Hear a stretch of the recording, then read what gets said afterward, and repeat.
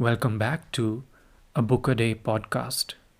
This week we are discussing books on nature, and the book that I've got with me today is in fact called Nature. It was written by one of my favorite writers, Ralph Waldo Emerson, in 1836. So almost 200 years ago. Long time, right?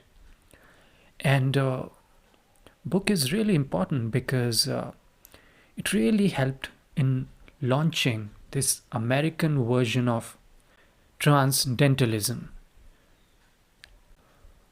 Although in other Eastern cultures, for instance, you'll find that this idea was pretty much there many centuries ago. But it got popular, and then it was later picked up by other writers such as Henry David Thoreau. But this particular book lays the foundation of that idea. And in case you're wondering, what is this Transcendentalism?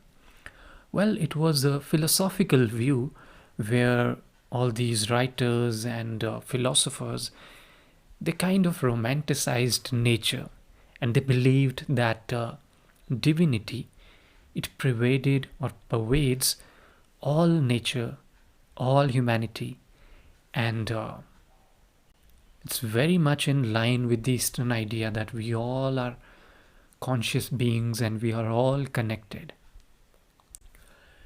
And the book starts with this fundamental question that since we see the world, we relate with the world, with other people's ideas, their beliefs, old books, old religions, why can't we start freshly? Why can't we start experiencing things firsthand and rather than living retrospectively, can't we reclaim this original relationship with the universe? Because when it comes to truth, we don't just need to prove it, we must also learn to live it. And why don't we live more fully? So that was the basic idea, and something that he begins the introduction with, and then goes on to the next chapter where he talks about nature. And in this chapter, he paints a really beautiful picture of nature and how being in nature is valuable to humans. Let me narrate this passage from this particular chapter, and you will get some idea of what I'm talking about. He says, "To go into solitude, a man needs to retire as much from his chamber as from society. I'm not solitary while I read and write, though nobody is with me. But if a man would be alone, let him look at the stars. The rays that come from those heavenly worlds will separate between him and what he touches. One might think the atmosphere was made transparent with this design, to give man in the heavenly bodies the perpetual presence of the sublime. Seen in the streets of cities, how great they are. If the stars should appear one night in 1,000 years, how would men believe and adore, and preserve for many generations the remembrance of the city of God which had been shown? But every night come out these envoys of beauty and light the universe with their admonishing smile. The stars awaken a certain reverence because, although always present, they are inaccessible. But all natural objects make a kindred impression when the mind is open to their influence. Nature never wears a mean appearance, neither does the wisest man extort her secret and lose his curiosity by finding out all her perfection. Nature never became a toy to a wise spirit. The flowers, the animals, the mountains reflected the wisdom of his best hour, as much as they had delighted the simplicity of his childhood. So essentially, what he's saying here is to go into solitude, one needs to retire from his room, from his chamber also, not just the society. Because if you are working, let's say you are on your phone, you are not truly in solitude. You need to be with the nature. That's when you will fully experience it. And then he talks about how ego shrinks in presence of nature, because he says that nature is not necessarily out there as a scenery. It is a state of mind that shifts us and kind of returns us to faith, to our, for the lack of better term, to our basic nature. And as I said, that's where the ego shrinks. That's where all your problems suddenly disappear when you go into the nature. So that's what he talks about in this particular chapter. One of my favorite chapters in this book is called Beauty. And the main idea in this chapter is how the beauty in nature, it soothes us. It teaches us so many things and takes us away from this normal, ordinary world of ours. Just takes us somewhere else. And that's when we transcend truly. So yes, at the very foundational level, the beauty is about pleasure, the beauty of nature, I mean. But then it is so much more than that. It is in terms of our moral education or spiritual elevation, it's so important. And that's what beauty of nature does to us. It makes us receptive. It makes us see things in a new light. And I loved one particular passage in this chapter where he praises beauty. Let me read it for you.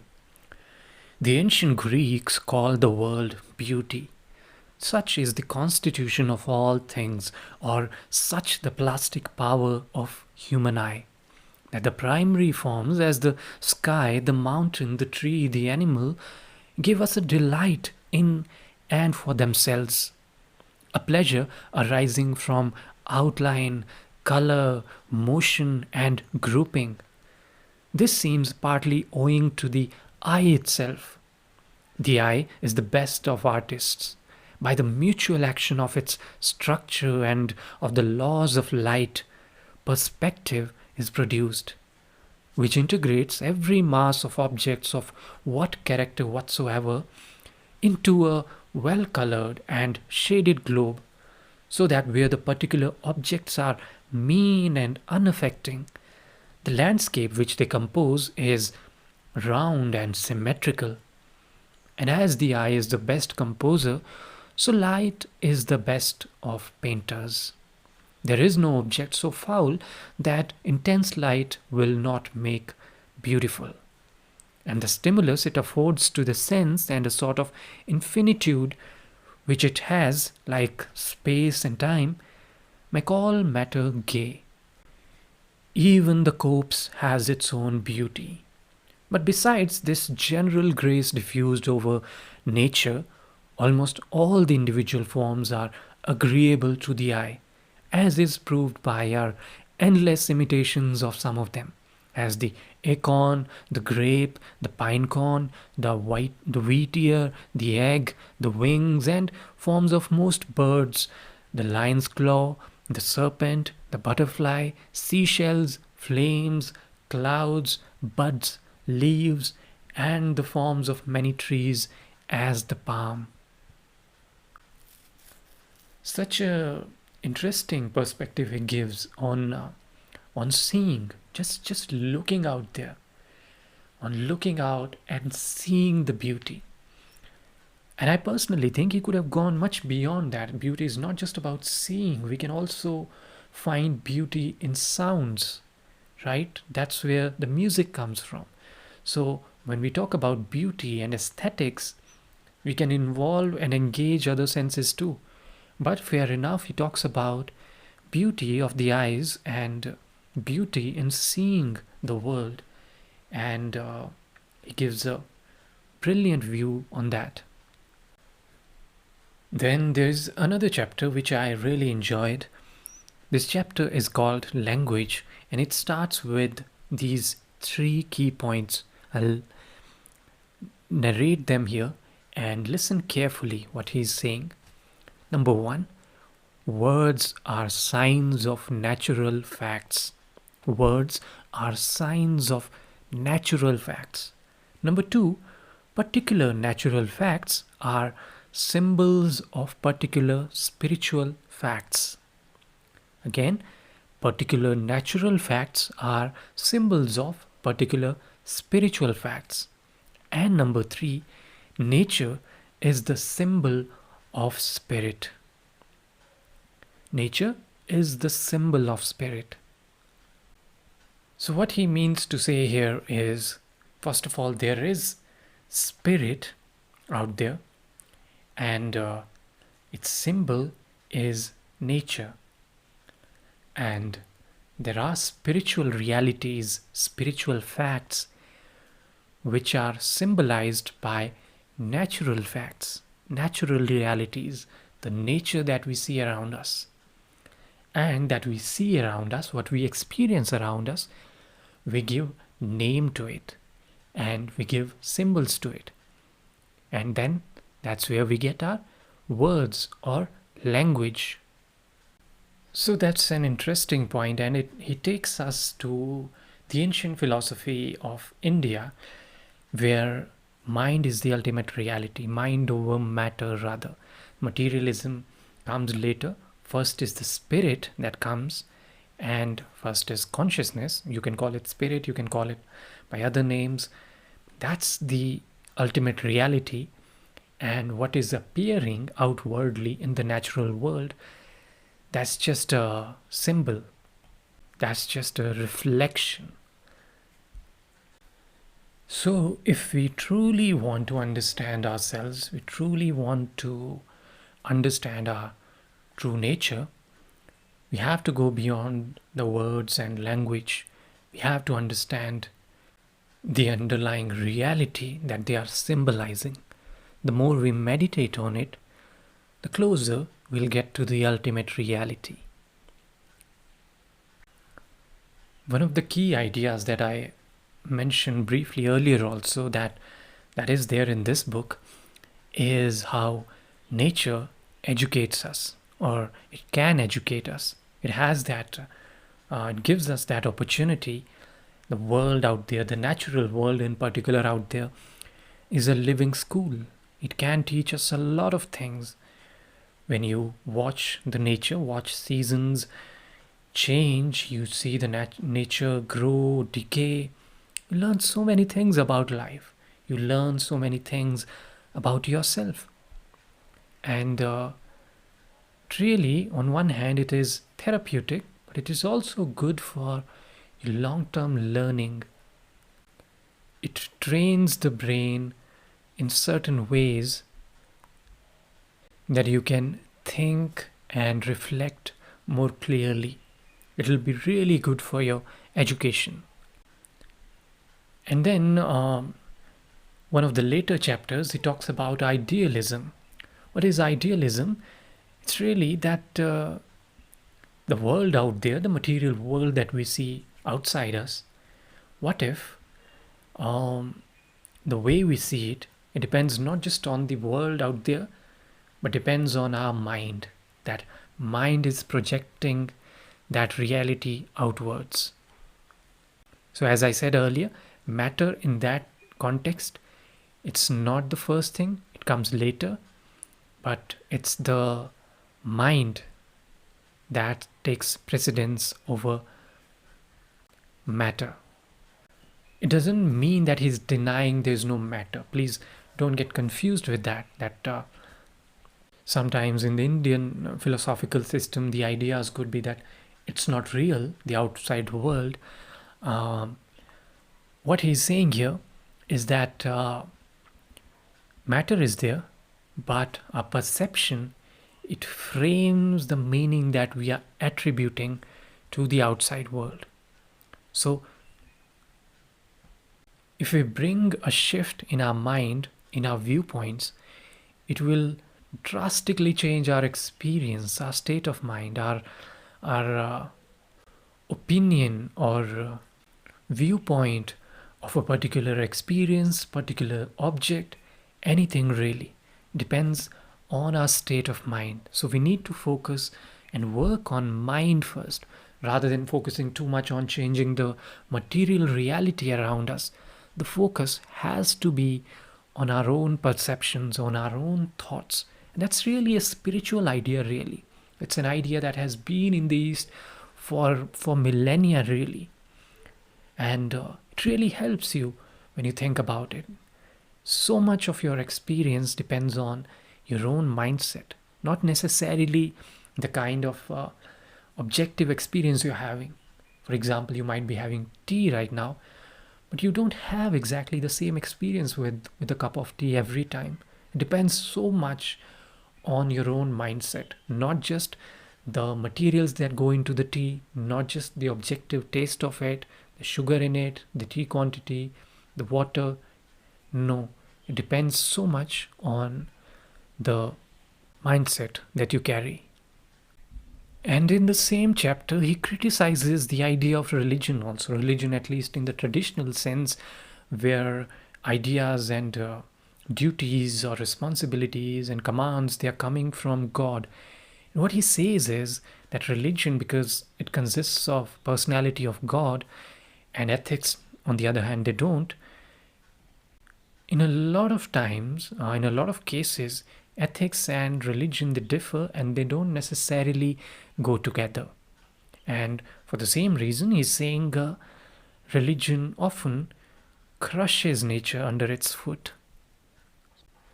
Because he says the first and the last lesson of religion is the things that are seen are temporal and the things that are unseen are eternal. So that way he clearly criticizes criticizes the religion for not giving the respect to nature that it truly deserves. It takes us away from here and now. That's what religion does. It gives us a dream or a hope of some other world. Whereas he says, rather, which is the fundamental idea of transcendentalism, that it is here and now. Nature is here. You can find the divinity in it. You don't have to wait for death or any other world. You don't have to wait for that. You have your own faculties intact right now. You can experience the world truly, fully. And that's what you should aim for. That's what he says and expects us to do. And then he ends the book. It's a really short book. You can read it very quickly. He ends the book with this hope and these ideas, these prospects that probably as humanity will cultivate these ideas and will work on our perception, our character, and it's going to be a beautiful world from there on. Of course, he understands that this is going to be an ongoing task. It's an education and it just goes on with your attention because nothing is static in this world. It changes. So you constantly observe, constantly participate, experience it, and you learn and you keep growing. But you don't go away from nature. You don't cut off from it. You don't wait for eternity. No. You live here and now. And that's what the book is all about. Gives us really interesting and valuable lessons on nature. It reminds us that nature is short, but it is full of education and learning.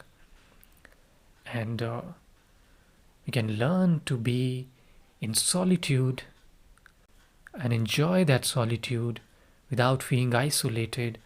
When we are with nature, we can learn to be grateful. We can find comfort and therapy in the lap of nature. When we experience its beauty, we can notice it and we can elevate our spiritual experiences. We can work on our mind, we can work on our spirit,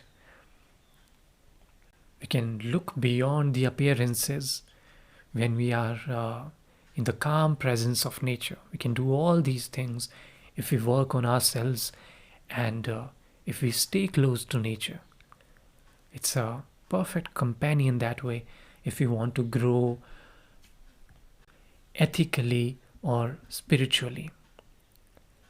So that's what the book talks about. I hope you would have enjoyed all these lessons, and I hope if you get a chance to read the book, you're going to enjoy it too.